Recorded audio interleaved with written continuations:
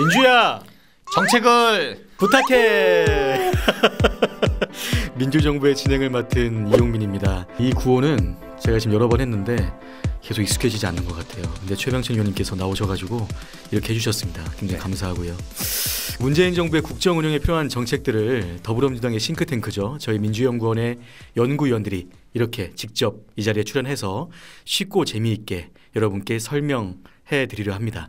그래서 민주연구원이 발간한 국정과제 심화연구 보고서 내용을 중심으로 계속 여러분께 정책을 설명해 드리고 있는데, 오늘은 혁신성장을 촉진하는 공정거래체계 실현 방안에 대해서 보고서를 작성하신, 연구하신 민주연구원의 최병천 연구위원님 모시고 얘기를 좀 나눠보겠습니다. 위원님 안녕하세요. 네, 안녕하세요. 네. 사무실에서 이렇게 매번 인사하다가 여기서 보니까 어색하신가요? 어떠세요? 방송? 반갑습니다. 늘 반갑죠, 볼 때마다. 고생이 많으십니다. 네, 공정거래체계 실현 방안, 사실은 국민들께서도 단어는 사실 많이 들어보셨을 텐데 익숙하지 않은 내용일 수도 있을 것 같아요. 뭐 공정거래체계 하면 뭐 공정거래위원회가 생각나기도 하고 그런데 요즘 대통령께서 혁신성장을 강조하고 있잖아요. 근데 이 혁신성장이 공정경제랑 이렇게 연결된 개념이라고 제가 알고 있는데 이게 정확히 어떻게 좀 유기적으로 연결된 내용인 건지 설명해 주시면 좋을 것 같아요. 주식 투자하시거나 이제 그런 분들은 많이 들었을 텐데요. 격언 비슷하게 쓰이는 말 중에 하이 리턴, 하이 리스크, 로우 리턴, 로우 리스크라는 표현이 있습니다. 고위험, 고수익. 이제 고수익은 고위험이고 저수익은 저위험이다. 그래서 실은 이게 일종의 법칙이라고 생각하시면 되는데요. 실제 현실에서는 수익은 고수익인데 저위험인 경우가 있습니다. 이론적으로는 불가능한 경우인데 위험을 적게 부담했는데 고수익이 난다. 그렇죠. 그런 경우는 100% 약탈이라고 생각하시면 됩니다. 약탈. 불법, 불공정 약탈. 그러면 하이 리턴, 하이 리스크를 할 이유가 없는 거죠. 그냥 위험을 적게 하고 이유를 많이 받으니까. 어차피 불공정이 존재하니까 활동을 유인할 책이 없다. 그래서 실은 불공정 약탈이 경제에서 차지하는 비중이 크면 클수록 그 사회는 혁신을 할 이유가 없는 거거든요. 혁신을 하는 사람은 어리석은 사람이 되는 거죠. 그렇죠. 약탈하는 게 훨씬 더 유리한 거니까. 그래서 실은 혁신 성장을 촉진하려면 불공정을 때려잡는 것이 사회적으로 정착이 될 필요가 있다는 거죠. 그래서 공정 경제는 혁신 성장의 전제 조건이다라고 말할 수 있습니다. 어쨌든 고위험을 감당을 하면 고수익이 나는 게 일반적인 기본 틀이고, 그래서 저위험을 감당하면 저수익이 나야 되는데 그럼에도 불구하고 고수익이 나면 그건 불공정이 존재하는 거다. 그렇죠. 이걸 타파하는 게 혁신 성장의 기반이다라고 말씀하신 건데, 이 공정 경제라는 게 굉장히 중요한 문제라는 것도 알겠는데요. 그리고 이걸 주도적으로 관장하는 부처가 이제 공정거래위원회가 있죠. 그동안 이 공정거래위원회가 역할을 잘 했나요? 어떤가요? 잘 못했다고 봐야 될 거고요. 그동안 뭐 언론이라든가 국민들이 제기한 공정거래위원회 제기한 거를 모아보면 5가지 정도로 추릴 수 있는 것 같습니다. 추격할 수 있다. 하나는 대형 로펌이나 대기업들이랑 뭔가 좀 결탁한 짝짝꿍한 거 아니냐라는 이제 의혹이 하나가 있는 거고, 두 번째는 너무 늦게 걸린다. 뭔가 억울한 일이 있어서 신고를 하면 늑장조사라고 불리는 게 있고요. 세 번째는 솜방망이 처벌한다. 나쁜 일을 많이 벌렸는데 실제로는 솜방망이 처벌한다. 네 번째는 공정위가 전속 고발권이라는 걸 틀어쥐고 조사나 고발권을 독점하고 있다. 독점하고 있다는 걸 전속 고발권이라고 표현하는 거죠. 거죠. 그러니까 고발을 공정위만 전속적으로 할 수 있는 것을 이제 전속 고발권이라고 하는데요. 그다음에 5번째는 실제로 억울한 일을 당한 사람이 금전적으로 많은 피해를 받지만 그게 구제가 안 되고 있습니다. 그걸 이제 소비자 피해 구제라고 하는데, 그렇게 5가지 정도를 공정거래위원회의 그동안의 문제점이라고 지적할 수 있습니다. 이런 불공정을 야기하는 문제들이 방금 말씀하신 그런 것들이 공정거래위원회에만 해당되는 문제인가요? 아니면 좀 전반적으로 체계적으로 총괄적인 시스템적으로 문제가 있다라고 생각하시는 부분이 있나요? 보충 설명을 좀 드리면 현안 겸 이게 서로 이제 연결된 거라고 봐야 되는데요. 제가 이제 자료를 좀 가지고 왔습니다. 이 자료는 공정거래위원회 직원들이 퇴직했을 때 어디에 취업했는지를 보여주는 자료인데요. 한 3년간, 4년간 자료인데 이 자료에는 이제 20명을 정리했습니다. 20명이 관피아라고 볼 수 있는 거죠. 그렇죠. 이제 관료인 분들이 땡땡 피아를 관피아라고 그러고, 공정거래위원회인 분들이 땡땡 피아인 거를 이제 공피아라고 표현하기도 하는데요. 20명이 재취업 대상자에서 조사를 했는데 2012년부터 16년 사이에 13명은 재벌 대기업에 취업을 하셨고, 5명은 소위 이제 우리가 알고 있는 대형 로펌에 취업을 하셨고, 한 분은 공정위가 관할하는 기관의 낙하산으로 내려가셨고 그게 합쳐서 19명이에요. 나머지 한 분만 약간 언론사에 있는 소비자 경제연구소 소장으로 가셔가지고 실제로는 20명 중에 19명이 갑질을 할 개연성 있는 분들 쪽으로 취업을 다 하신 거죠. 그래서 그 전에 어떤 커넥션이 있었을 거 아니냐 이런 의혹. 그럴 수도 있고 이제 이게 거죠. 의도적인 커넥션이 아니라 하더라도 그렇죠. 또 이제 비슷한 급여를 받을 수 있는 데가 그런 데밖에 없기 때문에 그다음에 제가 또 가지고 온 자료는 그러면 공정위가 늑장 처리한다는데 도대체 얼만큼 걸리는 거냐는 이제 다양한 게 있는데 그 중에 제가 이제 하도급법 위반만 가지고 와봤어요. 여러 가지 공정인거래위원회에 법이 여러 개가 있는데 2010년부터 2013년 사이에 한 번 신고를 해서 처리가 되는데 1년 이상이 걸린 것만 조사를 해봤어요. 그게 30건인데 며칠 정도 걸리냐면 어떤 거는 790일이 걸려요. 790일이면 우리가 신고한 업체가 이미 다를 수 있나요? 그렇죠. 그래서 이게 이제 어떤 걸 의미하는 거냐면 네. 가불관계에서 을이 보통 신고를 잘 안 하거든요. 왜냐하면 신고하면 보복당하니까. 네. 근데 도저히 안 되니까 신고를 하는 거거든요. 참다가. 그렇죠. 참다 뭔가 이렇게 읍소도 하고 뭐 하소연 됐는데 안 되면 공정거래위원회 큰맘 먹고 신고를 하는 건데 그랬는데 1년 넘게 뭐 700일이면 거의 뭐 한 이제 2년 가까이 걸리는 건데 그러면 대부분 이렇게 어떻게 되냐면 그 사이에 망해요.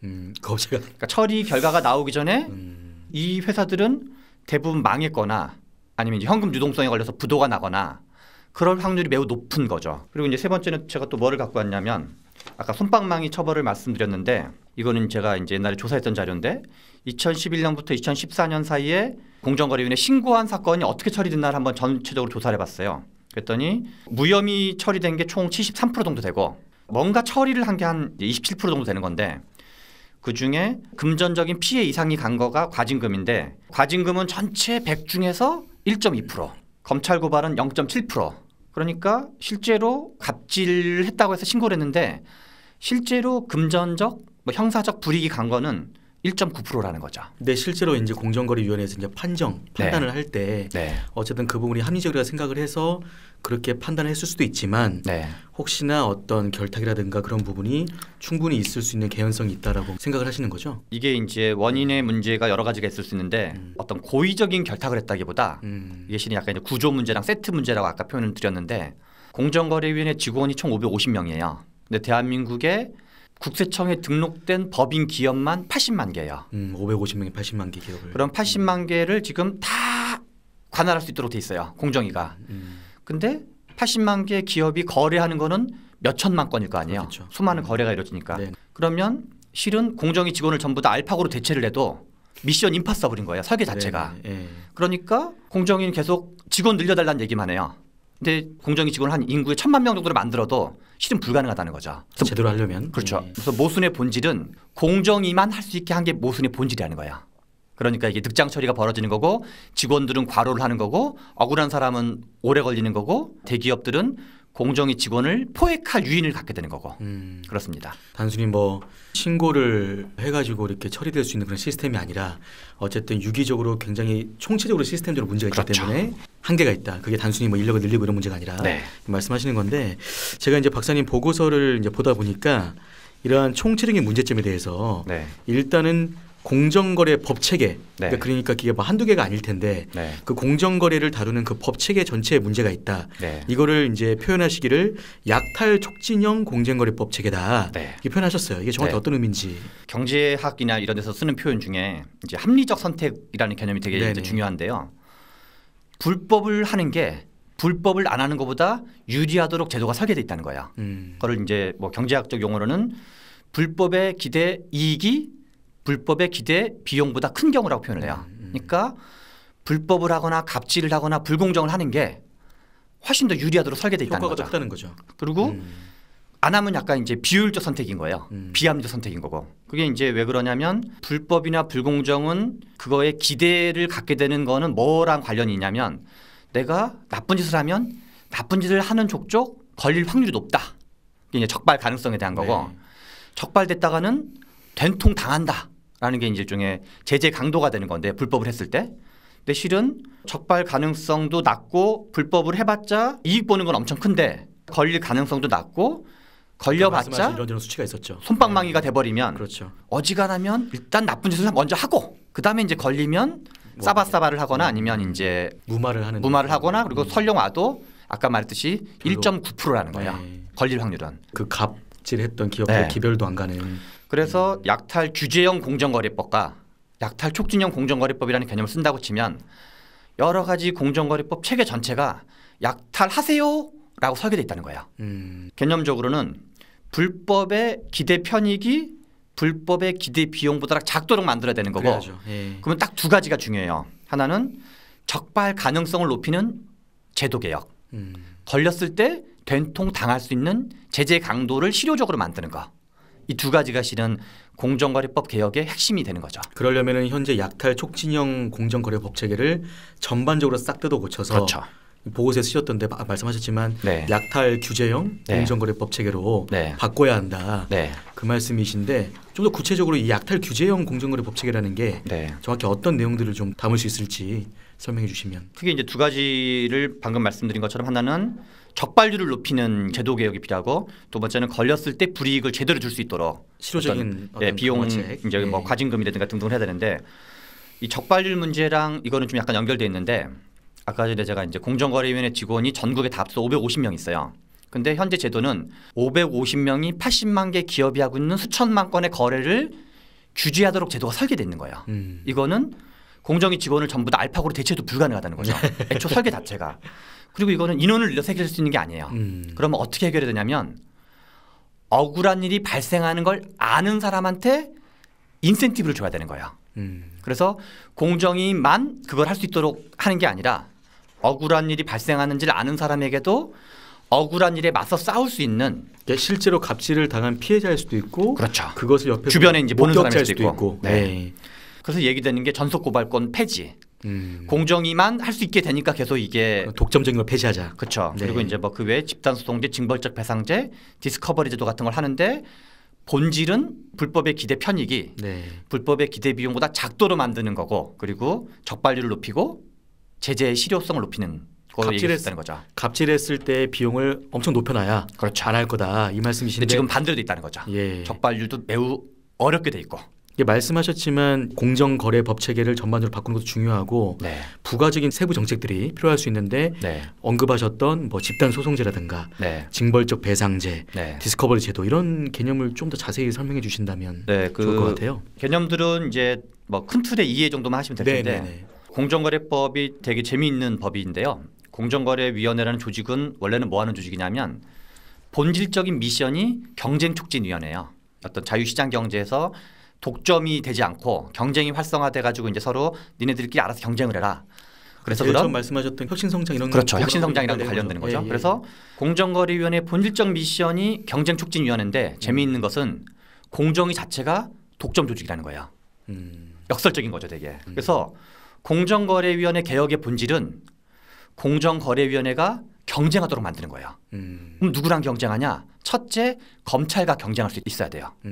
그러면 아까 말한 전속고발권 폐지라든가 공정위도 불법을 감시하고 검찰도 불법을 감시하고 이런 것처럼 검찰 일종의 이외의 조직으로 확대할 수도 있을까요? 그럴 수도 있고 이제 그거는 이제 검경 수사권 분리 문제랑도 연동될 텐데요. 예. 그다음에 또 하나는 누구랑 경쟁을 해야 되냐? 피해를 당한 피해자랑 경쟁할 수 있어야 돼요. 아까 말씀하셨던. 근데 지금은 피해자는 인센티브가 다 법으로 차단돼 있어요. 인센티브는 공정위 직원만 갖게 돼 있어요. 이제 그런 게 있고 개념을 간단히 말씀드리면 전속 고발권 폐지는 뭐 공정거래위원회가 관할하는 법령이 총 13개가 있는데 그중에 6개 법은 이제 전속 고발권이 작동을 해요. 공정거래위원회가 검찰한테 얘네 좀 혼내주세요라고 말하기 전까지는 검찰은 개입할 수 없는 거예요. 검찰조차도. 그 6개 법령에 한해서는 본인들이 검찰 정도의 권한을 행사할 수 있어요. 그러니까 모든 걸 좌지우지할 수 있네요. 그러니까 이제 무조건 약간 거쳐야 되고. 본인들은 기분이 좋을지 모르지만 억울한 일을 당한 사람한테는 이제 피해 구자가 막히는 거죠. 네. 그리고 이제 집단 소송제는 어떤 거냐면 소액 다수 피해 사건이랑 관련이 있어요. 하나 예를 들면 어느 A라는 기업이 100만 원씩 100만 명한테 피해를 줬다. 그러면 그 100만 곱하기 100만을 하면 1조가 나와요. 그러면 갑질을 한 A 기업은 1조를 이득을 받지만 만약에 피해본 국민들이 소송 비용이 500만 원이다. 한 건당. 그러면 내가 100만 원을 돌려받으려고 500만 원 소송 비용을 내는 거를 더군다나 1심, 2심, 3심 하면 3년 정도 걸려요. 그 얘기는 뭐냐면 소송하지 마세요라고 설계돼 있는 거예요. 제도가. 그렇게 시간과 비용이 많이 드니까. 그렇죠. 그래봤자 내가 100만 원 이익 보려고 500만 원 소송 비용 들여서 변호사 비용 들여서 네. 그리고 이길 확률도 3년 걸리는데 이 얘기는 소송하지 말라고 설계된 거고 그래서 소액 다수가 한 큐에 할 수 있도록 하는 제도가 집단소송제라는 제도예요. 그게 지금도 있는 제도 없죠.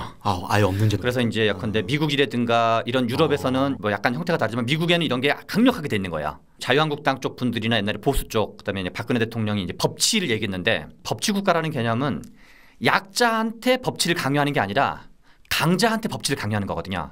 그래서 미국 같은 경우는 징벌적 배상대 집단소송제 이런 게 강력해가지고 A라는 대기업이 소비자들한테 소액 다수 피해를 입히면은 그 회사가 부도날 정도의 피해를 입는 거예요. 아작을 내버리는 거죠, 아예. 집단소송제에 의해서. 그래서 이제 그런 게 집단소송제고 징벌적 손해배상은 뭐냐면 경제가 제대로 돌아가면 시장경제라는 가지는 것이 이제 어떤 특징이 있는 건데 고의적이고 중대하고 뭔가 악의성을 가지고 시장경제 질서를 무너뜨린다. 그런 경우는 얘는 사회 전체의 어떤 질서를 교란하는 애다. 일종의 약간 악질이다. 라고 하는 경우는 징벌을 준다. 정도가 심한 경우에는 징벌적으로 하는 거예요. 그러면 시장경제 근간을 훼손한 기업에게는 징벌적 손해배상을 매기고 그거에 맞서 싸운 사람에게는 그 사회에 공익적 활동을 했다고 인정해 주는 거야. 그래서 인센티브를 주는 거죠. 그 맞서 싸운 사람이 피해자일 수도 있고 목격자일 수도 있고 보통 피해자라고 봐야 되는 거죠. 그렇죠. 네. 그러니까 아까 제가 설명드리면서 네. 좀 이해하기 어려웠던 거는 어쨌든 과징금이 뭐 비율이 적지만 네. 매겼는데 네. 그 과징금이 공정위에 가고 네. 실제로 신고한 피해자한테는 어떠한 그 과징금에서 뭐 배상이 간다든지 그런 게 없다는 거잖아요. 그렇죠? 그렇죠. 그게 굉장히 좀 특이한 것 그러니까 같아요. 네. 법이 이제 형법 계통이 있고 행정법이 있고 민법이 있다고 쳤을 경우 민법에서 손해배상을 받는 거예요. 이게 소비자가 직접 억울한 피해를 당한 사람이 소송을 거는 거죠. 근데 문제는 뭐냐면 아까 적발유리라는 표현이 썼는데 입증할 방법이 없어요. 아 그렇게 해도 네, 입증할 방법이 없어서 입증하는 거를 용이하게 해주는 거를 디스커버리 제도라 그래요. 이제 증거 개시권이라고 번역하기도 하고. 그 다음에 설명하려고 하셨던. 네, 네네. 그래서 검찰에 준하는 권한을 그런 혜택을 피해자한테 주는 거예요. 자료 접근권 같은 거를. 그래야지만 이제 소송을 하는데 지금 공정거래위원회는 자기네가 조사를 해가지고 압수수색 비슷하게 했던 자료를 절대 피해자한테 주지 않아요. 왜냐면 자기네 권한이거든요. 네. 그러니까 실은 공정위가 간섭하기 전까지는 아까 말한 550명, 80만 개 법인 기업에 대해서 550명이 나서기 전까지는 억울한 일을 당한 사람은 방법이 없는 거죠. 그래서 그런 거를 이제 통으로 이것저것을 같이 개혁을 해야지만 가불관계에서 을들이 피눈물을 흘리지 않는 개혁을 이제 할 수 있다고 생각하는 거죠. 그동안 이 불공정 체계를 타파할 수 있는 여러 정책들이 아예 없었고 그리고 현재 있는 그 아까 13개 법이라 하셨는데 그 공정거래 관련된 법 체계들도 굉장히 상호 간에 뭐 유기적으로 연결이 안 돼 있고 네. 굉장히 뭐 복잡하고 그래서 신고를 해도 오래 걸리고 신고하고 뭐 고발할 수도 없고 그런 체계니까 네. 이게 어쨌든 피해자는 계속 피해를 볼 수밖에 없는 거였는데 네. 말씀하셨던 그런 총체적으로 법 체계를 다 싹 바꾸고 네. 이런 부가적인 어떤 정책들도 같이 한다면 네. 분명히 공정 거래가 활성화될 수 있겠네요, 그죠? 그렇죠. 그 기반이 딱 갖춰질 수 있겠네요. 네, 공정거래가 확립되고 공정 경제가 좀 더 실현이 될 수 있는 기반이 되는 거죠. 그렇게 되면 우리가 초반에 얘기했던 하이 리턴은 하이 리스크, 그렇죠. 로 리턴은 로 리스크. 그것이 더 나아가서 혁신 성장, 네. 좀 더 나아가면 사람 중심의 경제. 그러니까 약탈이 불가능해야지 혁신이 되겠는데 네네네. 지금은 약탈을 법과 제도가 장려하고 있어요. 그러니까 혁신하는 사람이 약간 어리석은 사람이 되는 거죠.